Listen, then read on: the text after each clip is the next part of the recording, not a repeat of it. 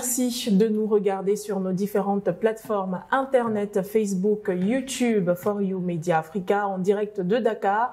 L'émission Regard panafricain fait un zoom sur la République centrafricaine et nous parlons de cette nouvelle constitution du côté de la République centrafricaine, mais surtout beaucoup plus du référendum constitutionnel qui a été annoncé par le président Faustin Archange Touadéra lors de son dernier discours le 30 mai 2023. Celui-ci a répondu à l'appel de nombreuses manifestations, l'on s'en souvient, c'était en mars dernier encore, c'était en décembre, en juillet 2022, où les populations appelaient à un référendum constitutionnel, appelaient à une réforme constitutionnelle, mais beaucoup plus à une nouvelle constitution sur le territoire centrafricain. Comment parler de cette actualité politique du côté du Centrafrique sans s'intéresser également à la déclaration de l'ambassadeur centrafricain du côté de Moscou qui a tout simplement déclaré que la République centrafricaine était prête à recevoir ou à accueillir une base militaire sur son territoire. Que veulent dire ces différentes déclarations? La République centrafricaine est-elle en voie de devenir un leader en Afrique en ce qui concerne, bien entendu, la sécurité militaire, la sécurité politique, mais aussi économique et sur le plan du développement? L'on s'interroge dans le cadre de cette émission Regard panafricain. Voilà qui plante parfaitement le décor. Bienvenue, car à la une démarre tout de suite.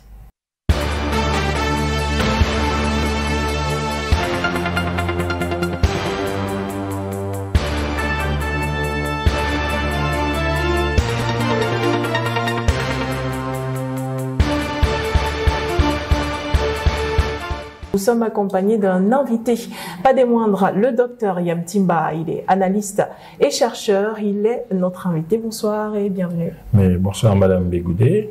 C'est un plaisir de vous recevoir. Commençons déjà par parler de cette constitution du 30 mars 2016.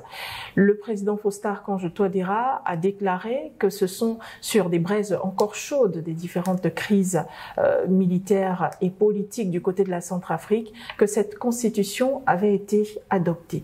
Quelles sont les insuffisances de celle-ci ? Bon, disons, relever les insuffisances de manière globale ou de façon détaillée, disons de façon détaillée, ça peut être fastidieux et très long. Oui. C'est un texte très volumineux avec plus de 150 articles, mais on peut indiquer de façon, si vous voulez, les grands axes qui constituent les limites de cette constitution. Mais elle avait des objectifs. Et ces objectifs, le président de la République centrafricaine les a rappelés dans son discours, à savoir les modalités de conquête de pouvoir, réguler la vie de la nation, s'assurer d'encadrer l'exercice du pouvoir politique et puis surtout les compétences des uns et des autres, les spécifier et s'assurer de limiter l'activité de l'État dans un cadre qui lui permet d'être efficace et lui permet de construire le pays. La difficulté, c'est que en pratique, beaucoup de dispositions de cette constitution malheureusement bloquaient le fonctionnement de l'État ou l'alourdissaient. Oui. Alors, l'alourdissement venait par exemple du fait que pour que le président de la République signe un décret, il faut qu'il soit co-signé par le secrétaire général du gouvernement et par le Premier ministre. C'est trop compliqué, c'est trop lourd, c'est inédit, il n'y a aucun peuple qui fait ça. Dans aucun pays on ne fait ce genre de choses parce que le président de la République est élu par le peuple et il ne peut pas co-signer des décrets avec des personnes qui sont nommées par lui-même. Oui. C'est une contradiction juridique, c'est un problème constitutionnel de fond. L'autre chose, c'est que les actes, que ce soit les lois ou les actes réglementaires, c'est-à-dire purement administratifs, il faut l'accord. Il faut l'accord, ou si vous voulez, tout au moins, il faut que le Conseil constitutionnel valide. Parce que le terme donne toujours l'aval? Non. Si on dit l'aval, c'est une chose, mais valide. Et si le Conseil constitutionnel n'a pas... le dernier mot. La Cour constitutionnelle n'a pas validé, n'est pas d'accord, n'a pas donné son OK, eh bien, les actes réglementaires, c'est-à-dire administratifs, les lois ne pourront pas du tout être promulgués et les actes administratifs ne pourront pas être implémentés. C'est un gros problème et on a vu par exemple en quoi ça a bloqué un projet ambitieux comme le projet Sango. Oui. Je rappelle à tout le monde que du fait de cette espèce de chaos qui avait été créé l'année dernière, le Centrafrique a perdu 2,5 milliards de dollars d'investisseurs qui étaient prêts à s'engager dans le projet Sango, mais qui n'ont pas pu s'y engager parce qu'il y avait une présidente... Non, il n'y avait pas de lenteur. Il y avait une présidente de Cour constitutionnelle qui avait décidé de bloquer ce projet, qui n'est pas une loi, qui est simplement un projet, c'est-à-dire un acte administratif du gouvernement, un projet administratif du gouvernement, et qui avait bloqué cela, et ce pays a perdu 2,5 milliards de dollars. Je rappelle au passage que 2,5 milliards de dollars, c'est supérieur au PIB du Centrafrique en 2022. Donc faire perdre une manne financière comme celle-là à un pays, c'est quelque chose de terrible, quelque chose de vraiment terrible qui fait mal. Donc, il est important de noter ces insuffisances-là, de noter ces difficultés, cette distorsion, ces blocages qui empêchent le président de la République et le gouvernement de fonctionner de manière optimale. Et il est tout à fait acceptable, compréhensible que le gouvernement ait besoin, à un moment ou à un autre, de se dire cet outil qui encadrait notre action, au lieu de servir le dessein du pays, au lieu de servir l'évolution, le développement du pays, malheureusement, cet outil-là bloque son développement économique, politique, culturel et scientifique. Donc, il va falloir soit le toiletter, soit le changer. Et c'est ainsi que le projet de loi de cette nouvelle constitution, eh bien, a été mis sur pied par un comité bien sélectionné par le président de la République. Aujourd'hui, le peuple a besoin de s'exprimer sur cette loi fondamentale de l'État et le président a décidé de répondre à cet appel en annonçant le référendum constitutionnel dans quelques semaines seulement. Ce sera le 30 juillet. Quelques jours auparavant, il s'agira de vulgariser également cette loi auprès du peuple qui devra voter. On s'inscrit là dans une logique qui épouse également celle du Mali et de la Guinée équatoriale. Ce qui nous fait penser aujourd'hui, Dr Yam Timba, qu'il y a une très grande urgence de réécriture constitutionnelle sur le territoire africain. Non, disons que certes, il y a des similitudes, mais on a une situation très particulière en République centrafricaine sur laquelle il faut peut-être insister. Oui. C'est que on a en réalité un pays dans lequel, à moins d'être un vrai patriote et un nationaliste, quelqu'un qui est profondément centrafricain, le président de la Cour constitutionnelle ou la personne qui occupe ce poste-là pourrait bloquer définitivement la marche du pays en se fondant sur des dispositions constitutionnelles qui en font le vrai président de la République. Mais quelqu'un qui, pourtant, il n'est pas élu. Il faut être un nationaliste, un patriote, pour comprendre que vous n'êtes pas élu par le peuple et que vous n'avez pas à bloquer l'action du gouvernement, l'action de la présidente de la République, parce que c'est le président de la République qui est élu. Oui. Et donc, du coup, on comprend cette constitution rédigée en grande partie par la France, inspirée par elle, soutenue par elle, etc., que cette constitution visait en fait à embrigader le président de la République centrafricaine et à lier ses mains pour qu'il ne puisse jamais libérer son peuple. Voilà la raison pour laquelle il faut saluer cette initiative du président Touadéra, qui malgré tout a quand même respecté les dispositions constitutionnelles en vigueur. Je voudrais rappeler qu'il parle de l'article 90 de la Constitution et je vous prierai, si vous me le permettez, de le lire pour que les gens comprennent très bien. Parce que demain, les gens vous diront, c'est très facile de le dire en Afrique, c'est un dictateur, il a décidé tout seul.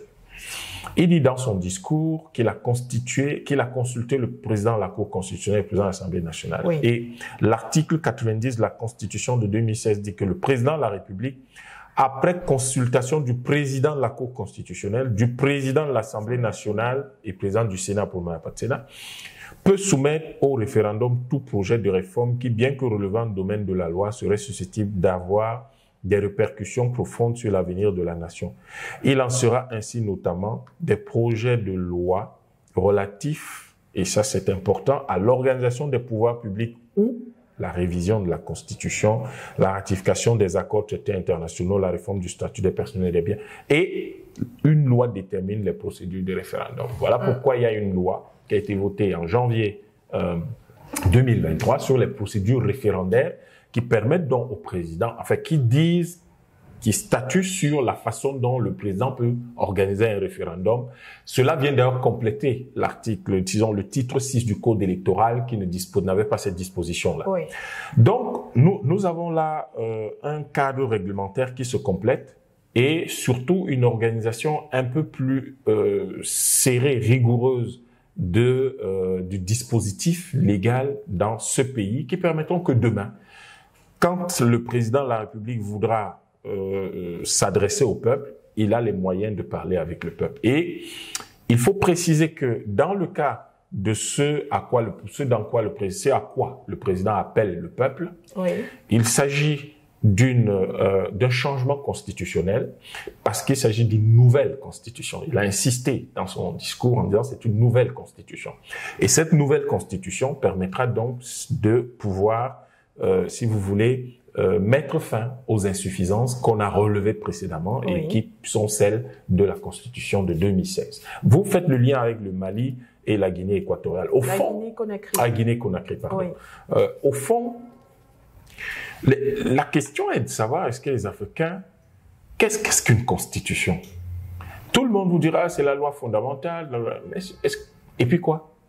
Est-ce que les constitutions en vigueur dans nos pays africains, particulièrement les pays d'Afrique où on parle le français et utilise le franc CFA, est-ce que ce sont des constitutions qui jouent leur rôle? Quel est le rôle d'une constitution? Le rôle d'une constitution, si l'on s'en tient à la première constitution des temps modernes, qui est la constitution américaine au moins, le rôle d'une constitution, c'est de déclarer l'indépendance, d'affirmer la souveraineté, et de créer le cadre du développement économique, culturel, politique et social du pays. Oui. Quand vous regardez nos constitutions, généralement aucune, pas même généralement, aucune ne joue ce rôle. Vous avez même des constitutions dans lesquelles, vous avez même des constitutions qui opposent nos traditions à ce qu'on appelle les constitutions, ce qu'on appelle la loi. Oui. Certes, il y a deux types de constitutions. Il y a les constitutions matérielles et les constitutions théoriques. Les constitutions théoriques, c'est celles qui ont le plus cours dans les pays où les Français ont été des colons ou des tuteurs. En fait, il s'agit de constructions purement théoriques qui n'ont aucun lien avec les traditions.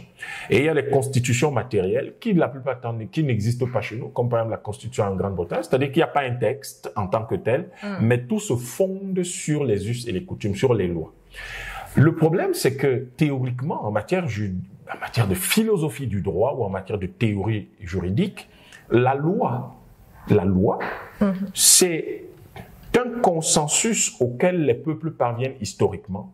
Et ce consensus-là se fonde sur les débats, ou est l'aboutissement des débats, des échanges, des discussions sur le vivre ensemble, qui vont donc fixer le permis et le défendu, le licite et l'illicite, dans un environnement politique, c'est-à-dire dans une société donnée. Lorsque vous avez donc des constitutions qui vont vous dire que il ne faudrait pas que les us et les coutumes, vous aurez compris au préalable que les us et les coutumes, c'est ça la loi. C'est la source du droit. C'est même pas c'est ça la loi. En fait, us et coutumes, c'est ça qui fixe le permis et le défendu, donc c'est ça la loi. S'il y a donc quelque chose qui vient dire que ces us et ces coutumes ne doivent pas contredire la Constitution, ça veut dire que c'est quelque chose d'autre qui devient donc l'élément qui fixe le permis et le défendu dans nos pays. La conséquence, c'est que nous avons les us et les coutumes qui ne fonctionnent plus, et nous avons un apport, un vernis extérieur qui vient nous dire ce qu'il faut faire ou ne pas faire. C'est une consécration dangereuse et violente, brutale, de la colonisation dans nos pays. Or, la nouvelle constitution, les changements constitutionnels qui ont lieu dans ces différents pays, parce qu'il faut bien faire une différence. Il s'agit dans aucun de ces pays de réforme constitutionnelle. Ce qui signifierait qu'il y ait des modifications, des ajustements dans la loi constitutionnelle. Mais il s'agit là d'une nouvelle constitution et on appelle ça un changement constitutionnel.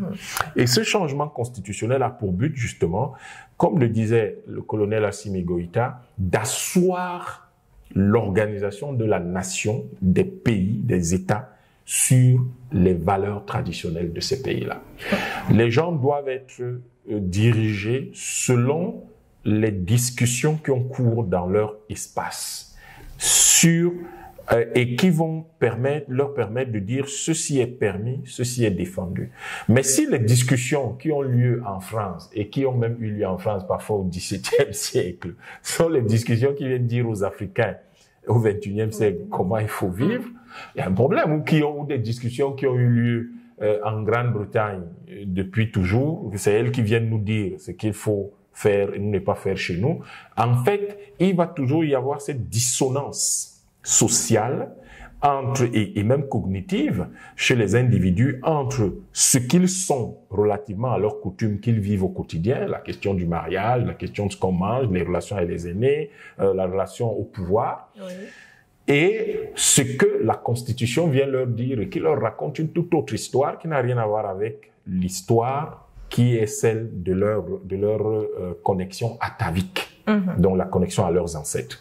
Donc il y a effectivement un besoin d'observer de très près ce phénomène historique, cette réappropriation et cette restauration de l'Afrique par elle-même dans ces pays-là qui ont une dynamique révolutionnaire extrêmement profonde et extrêmement puissante. Merci, Dr Yamtimba. Vous avez mentionné tout à l'heure ce que devrait faire une constitution, assurer, par exemple, l'indépendance de l'État, faire asseoir la souveraineté. Eh bien, pour le professeur Faustin Archange Touadéra, c'est d'ailleurs l'une de ses déclarations durant son discours, cette constitution de 2016 n'affirme pas clairement la souveraineté de l'État ni l'indépendance nationale, ce qui mène évidemment à ce changement constitutionnel dont vous parliez tout à l'heure. On reste en République centrafricaine car tout à l'heure on a essayé de faire un global avec les différents pays africains. Qu'est-ce qu'on peut attendre alors de cette nouvelle constitution? Je pense qu'on va clairement avoir avec cette nouvelle constitution un nouveau pays. Les préoccupations de bas étage de la plupart des gens, c'est de dire oui, mais est-ce qu'il va y avoir alternance, le président va-t-il, parce que beaucoup disent ouais, c'est parce qu'il vient un troisième mandat. Je crois que les gens doivent arrêter les débats superficiels. Vous avez un problème de fond, c'est que votre pays est une colonie, même si vous vous en rendez pas compte, mais c'est une colonie. Et vous avez des gens qui se battent pour libérer votre pays, déclarer son indépendance, affirmer sa souveraineté, créer le cadre du développement économique de votre pays, et vous êtes préoccupé par les effets de mode, troisième mandat, les effets de mode, etc. Encore que le président, ce qu'on appelle l'alternance à la tête des États, ce n'est pas le fait, c'est pas prioritairement le fait qu'il y ait des mandats ou pas. L'alternance à la tête des États, c'est que les forces politiques qui se fondent sur les masses populaires vont gagner la confiance de ces masses populaires et créer des changements à la tête de l'État à travers des élections. Si vous êtes capable de convaincre le peuple, alors le peuple peut créer l'alternance. Mais si vous n'êtes pas capable de le convaincre, même si les mandats sont limités, vous arriverez au pouvoir et après un mandat, vous serez balayé. Je crois que l'exemple de la France qui accumule les mandats uniques est absolument dit aux gens ce qui se passe. On a bien vu que il y a ce genre de choses qui peuvent se produire. Donc aujourd'hui, je crois que ce qui est fondamental dans le cadre de ce pays-là, c'est de s'assurer que les peuples disposent des outils qui leur permettent d'affirmer leur souveraineté, d'affirmer leur indépendance, de consolider leur souveraineté et de se donner les moyens de satisfaire les besoins de leur population. Est-ce que le président Touadéra pourra, avec ça, gagner en popularité de telle manière que personne ne puisse plus le battre aux élections? Je crois que ça, on le verra plus tard. Ce qui importe aujourd'hui, c'est comment faire obtenir aux Centrafricains l'indépendance dont ils ont toujours rêvé depuis Carino, depuis 1928. parce que il y a eu de grosses batailles en RCA lorsque les Français sont arrivés, et entre 1928 et 1932, les Français ont décimé 50% de la population de cette zone-là.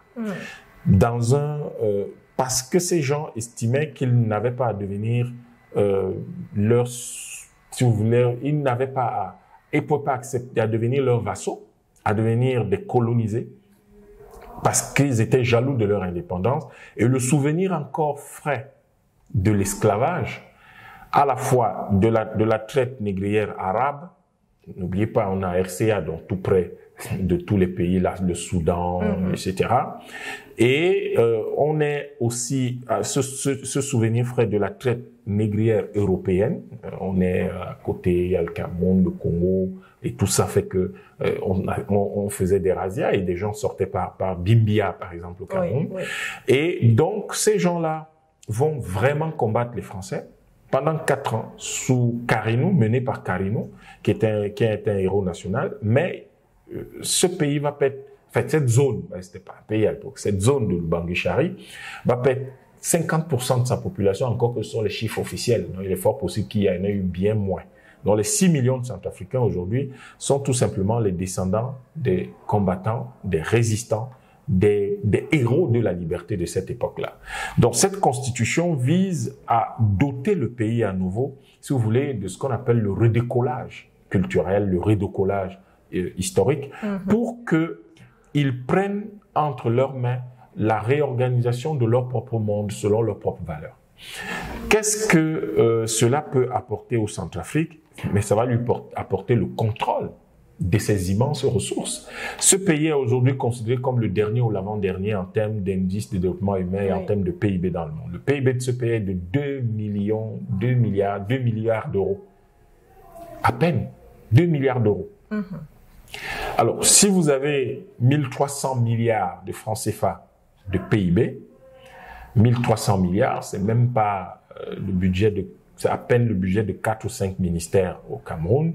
1300 milliards de francs CFA pour beaucoup de pays en Afrique comme l'Afrique du Sud, le Nigeria, c'est même pas le budget militaire.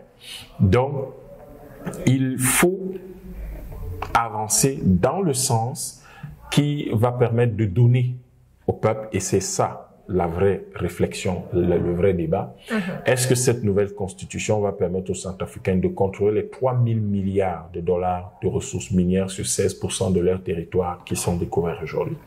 Est-ce que ça va permettre de relancer le projet Sango qui était censé rapporter à ce pays de quelques dizaines de milliards de dollars? Est-ce que ça va relancer le processus de tokenisation? On sait qu'une loi vient d'être promulguée par rapport. Voilà, et qui sur la tokenisation des ressources. Est-ce que ça va permettre aux Centrafricains de sortir définitivement de la misère? Est-ce que ça va clarifier le jeu politique de telle sorte que on ait une transparence évidente et qu'on ait une participation de tous les acteurs, en tout cas ceux qui ne sont pas sur la promotion de la violence, mais sur la promotion de la paix, de la concorde et de conditions de vie qui, disons, de la recherche de conditions de vie améliorées de tous les Centrafricains. Est-ce que cela va permettre de relancer toute la machine intellectuelle, tout ce qui est scolaire, académique, formation professionnelle dans ce pays? Est-ce que nous allons nous retrouver avec un pays qui va lancer finalement la construction des infrastructures comme les 5000 kilomètres de routes, comme les milliers de kilomètres de voies ferrées qui étaient... Est-ce que ce pays-là va enfin pouvoir ne plus aller rechercher l'aide du FMI, de la Banque mondiale et un certain nombre de donateurs internationaux, parce que grâce à cette constitution, il aura les moyens de se doter de toutes les activités et de tous les projets qui ont été consignés dans le projet de société du président Touadéra lorsqu'il arrivait et qui était valorisé à 42 milliards de dollars d'investissement. Je crois que c'est cela qu'il faut voir derrière cette constitution prioritairement et non pas les guéguerres politiques qui, malheureusement, comme il l'a dit dans son discours, depuis l'indépendance, n'ont pas servi ce pays. Merci Dr Yamtimba. Si on vous a bien compris, cette loi fondamentale pourrait aider le pays à booster son développement économique, culturel, éducatif et même politique, disons-le comme ça. Tout à fait. Politique, faut insister sur parce que, en fait, malheureusement, quand on dit politique chez nous, les gens voient c'est la conquête du pouvoir. Oui. Mais politique, ça peut vouloir dire le débat intérieur apaisé.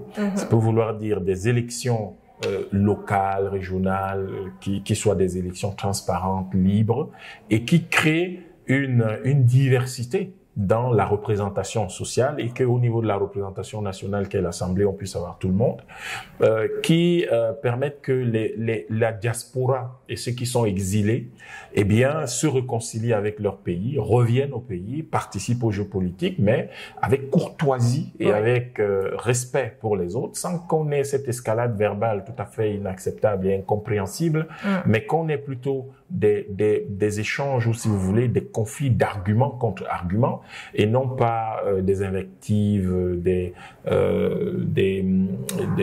arguments en dessous de la ceinture, mais des choses qui construisent, des propositions, des visions. C'est ça qui va permettre d'inspirer la jeunesse, de relancer la machine et de redonner au Centrafrique la place qu'elle mérite ou qu'il mérite dans le concert des nations. Docteur Yem Timba, on peut aujourd'hui constater une relation en toute cohésion entre le président de la République, Faustin Archange-Touadéra, et le président de la Cour constitutionnelle, et même celui de l'Assemblée nationale, par exemple. C'est dire qu'aujourd'hui, le président au pouvoir a totalement les cartes de son côté, toutes les chances avec lui pour mener à bien cette mission qui lui a été donnée par le peuple après sa réélection. Le président a toujours été courtois, poli, formel et absolument respectueux de toutes les institutions. C'est une chose que tout le monde lui reconnaît. Depuis le temps où il était Premier ministre et maintenant qu'il est président de la République, il l'a toujours été. Donc, sa relation, si vous voulez, courtoise, de travail et de confiance avec ceux qui sont là aujourd'hui, le nouveau président de la Cour constitutionnelle, président de l'Assemblée nationale, le gouvernement et tous les autres, ce sont toutes ces personnes-là aujourd'hui, c'est un casting assez incroyable. On a l'impression qu'on a enfin trouvé un équilibre et surtout une sélection qui est dans laquelle vous ne trouvez que de vrais patriotes. De vrais patriotes. Et quand vous avez un président patriote, nationaliste comme lui, eh bien, vous êtes certain que, entouré de patriotes et de nationalistes, il est clair et évident que vous aurez le sentiment d'une complicité et surtout d'une entente qui sont très productifs, qui sont très fructueux, très productives et qui vont conduire le pays, qui vont permettre au pays d'avancer et de pouvoir passer par des phases d'assomption de soi et de développement qui suscitent forcément l'admiration. Beaucoup de gens ont laissé croire que le président avait qui avait des polémiques ou des problèmes de personnes. Le président n'a de problème de personne avec personne. Il est président de la République. Donc, il n'est pas là pour entretenir des polémiques de quelque genre que ce soit. Il est là pour demander à tout le monde de n'avoir pour seul objectif que le développement, la puissance, la richesse partagée en Centrafrique. Tous ceux qui vont dans le même sens seront toujours les amis du président, seront toujours en train de travailler de façon étroite et productive avec le président, qui ne demande que ça. Aujourd'hui, lorsque le président a besoin de structurer des relations avec des partenaires non traditionnels, il faudrait que les gens le comprennent. Et l'équipe actuelle, curieusement, curieusement, est une équipe qui comprend très bien cela, qui soutient le président, qui comprend la portée du projet Sango et qui regrette que le projet Sango ait perdu des milliards de dollars d'investissement, en espérant que ces investisseurs-là vont revenir. Mais il faut comprendre que si on investit 2,5 milliards de dollars en République centrafricaine, ça ne va pas dans les poches du président, ça va profiter à tout le monde. Donc, comment se fait-il que des gens agissent dans le sens d'empêcher un tel développement? Si vous le faites, vous faites peut-être du mal au bilan du président, mais vous faites surtout du mal au peuple centrafricain.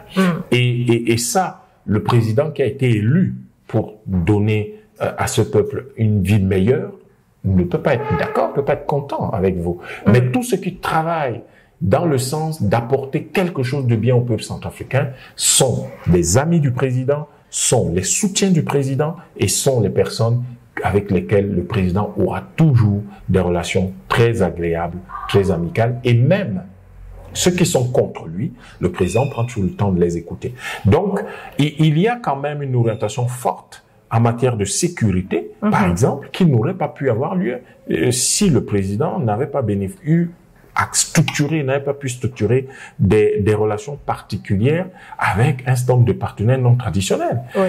Et là-dedans, on a vu quand même des voix s'élever pour être contre. Mais contre quoi? Personne n'a compris ce que ces gens-là voulaient. Il s'agit de récupérer le territoire centrafricain des mains de ceux qui sèment la mort et le désordre. Oui. Aujourd'hui, on a 99% du territoire récupéré. Je crois que ça fait plaisir à tout le monde de voir qu'on peut nommer un commissaire de police, un sous-préfet ou un directeur de collège dans un point perdu de RCA parce qu'il y a la paix là-bas aujourd'hui.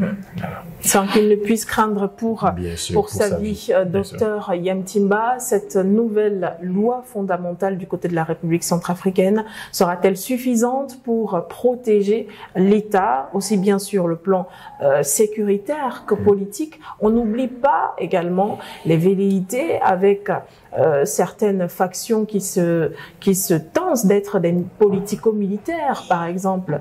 Et on n'oublie pas les tentatives de déstabilisation de la République centrafricaine qui pourraient venir également du côté extérieur. C'est une loi fondamentale qui vient protéger l'État, vous pensez?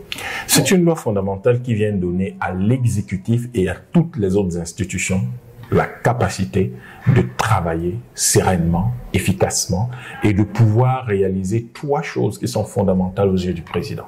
La première, c'est d'affirmer clairement et puissamment l'indépendance de la République centrafricaine.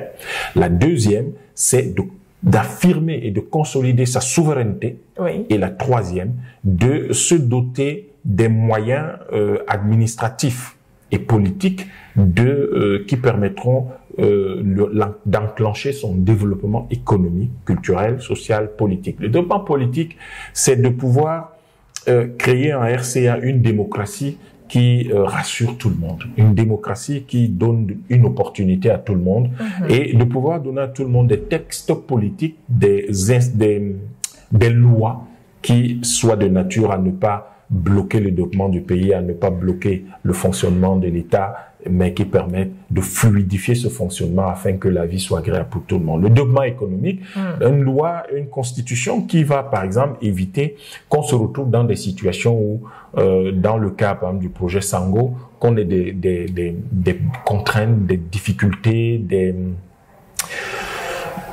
blocages institutionnels ou personnels qui viennent empêcher le pays de recevoir des investisseurs importants et qui viennent empêcher le pays de former sa jeunesse pour qu'elle puisse prendre le relais très rapidement et conduire ses projets au plus haut niveau, là où le président lui-même n'en soupçonne pas la portée. Donc, c'est tout cela que ce pays-là, que cette constitution va apporter et surtout permettre au président de donner à l'État la possibilité d'avoir des relations diplomatiques, des relations de partenariat, des relations, si vous voulez, des conventions avec d'autres États que les partenaires traditionnels qui sont essentiellement européens et puis les institutions de Bretton Woods, de lui donner ce genre de facilités qui vont permettre de donner un nouveau visage à la République centrafricaine et, par extension, à toute l'Afrique centrale. Ça, c'est très important à savoir. Merci à vous, Dr Yam Timba. Une constitution qui viendra sortir le président Faustin Archange Touadéra de cette camisole de force dans laquelle il avait été. Non, pas lui. La constitution. L'État tout entier. L'État, pas lui. Dans cette constitution, ces projets. Parce qu'on rappelle quand même que le président ne pouvait pas prendre de décision. Non, il ne s'agit pas du président. Oui. En fait, le problème, justement, c'est que les pourfendeurs, les contempteurs de ce projet croient il ne s'agit pas du président. Il s'agit de la République centrafricaine. Le président, lui, n'est qu'un fils du pays. Oui. Et en tant que fils du pays, il se soucie simplement de la qualité du management public de son pays. C'est tout. Il s'agit il sait, et il le dit tout le temps, il ne sera pas toujours là. Un jour, il ne sera pas là, donc il ne s'agit pas de lui. Il s'agit de laisser un héritage à son pays. Il s'agit de construire pour son pays le cadre institutionnel qui lui permettra demain, quand lui ne sera plus président, quand lui ne sera même plus en vie, que cet État-là continue de vivre et de vivre de façon optimale, de façon efficace, de telle manière que ceux qui dirigent le pays aient les leviers qui leur permettent de le diriger correctement. Si cela peut lui apporter pendant qu'il est encore président ces mêmes leviers-là, tant mieux. Donc, il s'agit plus d'une question purement institutionnelle, d'une question de fondement constitutionnel du pays et pas vraiment du président. Au fond, le président n'est que, si vous voulez, n'est que l'instrument du destin de ce pays-là qui le structure et qui le met sur orbite afin que la République centrafricaine ressemble à n'importe quel pays moderne, sérieux, bien organisé, libre, indépendant et souverain. Et surtout, développé et prospère. Absolument. Docteur Yamtimba, sans transition, parlons toujours de la République centrafricaine, mais à présent d'une déclaration de l'ambassadeur de la République centrafricaine à Moscou qui disait que le pays aujourd'hui a besoin d'une base militaire russe. Dans quel prisme inscrire cette déclaration? Ce qui se passe en République centrafricaine, il faut qu'on le comprenne bien. Oui. En fait, est-ce que c'est le Centrafrique qui a besoin? Je crois que dans la déclaration, il dit que le Centrafrique est prêt, pas qu'il a besoin. Parce que dire qu'il a besoin, ça veut dire que sans cette base-là, le Centrafrique ne vivrait pas. Mais le Centrafrique, évidemment, avec ses alliés russes, ses amis russes et ses amis camerounais, a réussi à reconquérir son territoire. Aujourd'hui, alors qu'il n'y a pas longtemps, quand le président arrivait, c'était, je ne sais pas si le pouvoir de Bangui contrôlait un tiers du territoire. Mais aujourd'hui, c'est 99% à peu près du territoire qui est contrôlé par l'État. Il reste quelques petites poches, mais ça va se régler.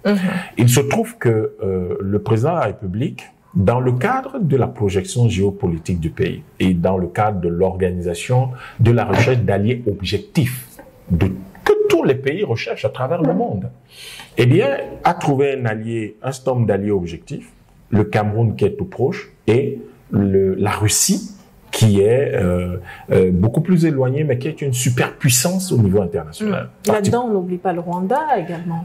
Il y a un certain nombre de pays qui sont tout autour, effectivement. Le Rwanda, au fond, c'est toute l'Afrique centrale qui soutient le président. Il y a peut-être une tête de pont qui est le Cameroun, mais c'est vraiment toute l'Afrique centrale qui s'est démenée, l'Afrique centrale CEAC, qui s'est démenée pour pouvoir soutenir le Centrafrique. Il faut apprécier cette action commune. Et certes, les grosses contributions, comme celle du Rwanda, étaient remarquables particulièrement. Et c'est aussi l'occasion de dire que, en un mot, l'Afrique centrale est comme le personnage central de Mission terminée de Mongo Betty, rédigé et puis publié en 1957. C'est un géant à la voix de tonnerre, mais l'Afrique centrale ne bouge pas encore. Je suis certain que quand l'Afrique centrale va ouvrir la bouche, le coup de tonnerre qui retentira dans le monde transformera définitivement l'humanité. Parce que de toute manière, l'humanité est née ici en Afrique centrale. Donc, il y a clairement des dispositions de la République centrafricaine aujourd'hui à donner davantage de place, à montrer sa reconnaissance à la Russie, mais également, à travers cette reconnaissance, à indiquer clairement, à marteler, insister clairement sur les trois éléments, deux ou trois éléments sur lesquels le président est revenu dans son discours du 30 mai dernier. La proclamation de l'indépendance, l'affirmation claire de l'indépendance de ce pays-là et l'affirmation forte de sa souveraineté. Il est clair qu'en tant que pays fragile, ou encore fragile, avoir des alliés objectifs de la puissance de la Russie, c'est une très bonne chose pour un pays comme celui-là. C'est se mettre dans une position, si vous voulez, d'apprentissage de la puissance et si vous voulez, de compréhension de la puissance qui fait que vous avez un allié objectif qui vise les mêmes objectifs que vous. Parce que la souveraineté de la République centrafricaine, c'est par rapport à un pays du G7. Or, la Russie, justement, sa puissance se fait contre le G7. Donc, le Centrafrique a choisi son camp de façon claire, mais n'a pas envie d'être un petit poucet qui est sous un parapluie, mais a besoin d'être un petit poucet qui apprend, parce qu'il a besoin d'évoluer très rapidement et de construire de la puissance. Le président Touadéra ne se cache pas de l'exprimer tout le temps. Ouais. Nous devons construire de la puissance. Cette puissance doit être à la fois économique, mais aussi militaire, intellectuelle, culturelle, etc. Et donc, en disant, nous sommes disposés, après avoir accueilli le siège des BRICS en Afrique centrale, à recevoir une base militaire russe qui pourrait avoir jusqu'à 10 000 soldats russes, eh bien, il est en train de dire, nous sommes désormais disposés à participer à la modification de la géopolitique internationale. Parce qu'une base militaire, une base de 10 000 militaires russes au plein cœur de l'Afrique, ce sera inédit et ça va bouleverser définitivement les prétentions, mais surtout les affirmations parfois sans grand fondement, parce qu'on n'est pas très certain de la puissance de ceux qui en les font, oui. Des pays, de pays comme la France au niveau de l'Afrique centrale.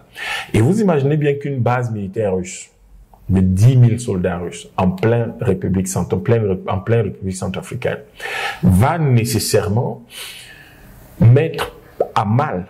Et on a vu les soldats français fuir le Mali dès qu'on a annoncé les soldats russes. Oui. Va mettre à mal les bases militaires russes, françaises, les bases militaires françaises du Gabon, du Niger, du Tchad.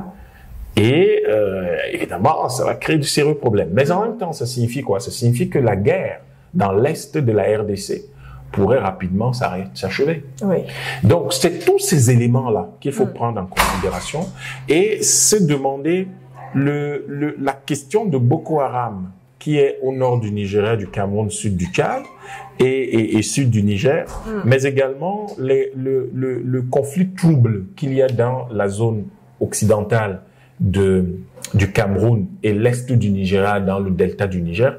Est-ce que la présence d'une grosse base militaire russe ne va pas finalement bloquer les livraisons d'armes à tous ces conflits-là et permettre donc de brouiller le contrôle que la France et les pays du G7 ont sur cette zone, ce qui lui permettra de se construire et de se réorganiser et de se restructurer pour redevenir finalement une zone de paix et une zone de développement.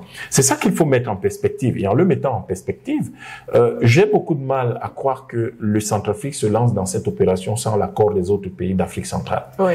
Le projet annoncé de fusion de la CEMAC et la CEEAC, c'est un mouvement tectonique, c'est une sorte de tsunami géopolitique.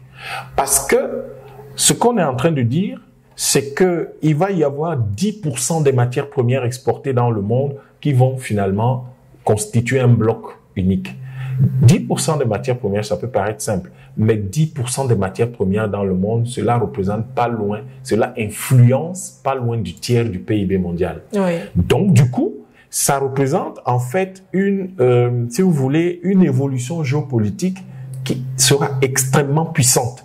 Et le Centrafrique porte un tel projet. Je pense que si on en parle aujourd'hui, c'est qu'il est déjà bouclé. Et un tel projet va permettre donc de l'Angola au Tchad, du Centrafrique au Cameroun et du Burundi jusqu'au Tchad. Ça va permettre en réalité de pouvoir mettre ensemble 300 millions de personnes, 7 millions de kilomètres carrés et de profiter de la présence d'un allié stratégique qui est et d'un allié objectif qui est la Russie pour pouvoir se mettre en dehors des assauts et de la stratégie du chaos de l'Occident. Mais pour la Russie, ce sera une très bonne chose aussi. C'est aller au cœur même du sein des saints, parce que l'Afrique centrale est considérée aujourd'hui comme la chasse gardée, la région la plus dominée par l'Union européenne et par la France.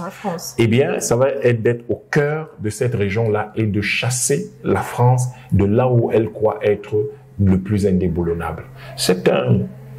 Nous sommes en plein jeu d'échecs C'est nos ancêtres qui ont inventé le jeu d'échecs, hein, il faut le savoir, en Nubie.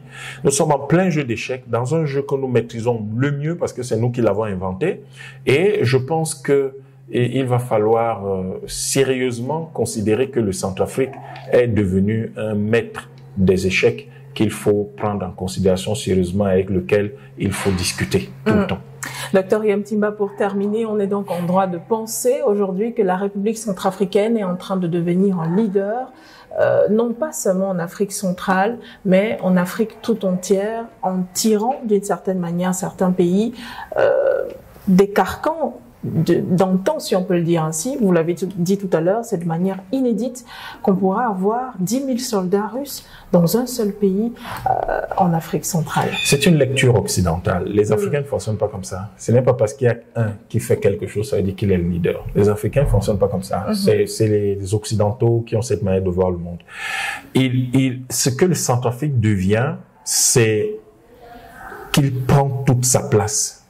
Celle qui a toujours été presque vacante, presque vide dans le dispositif de la CEMAC et de la CEAC.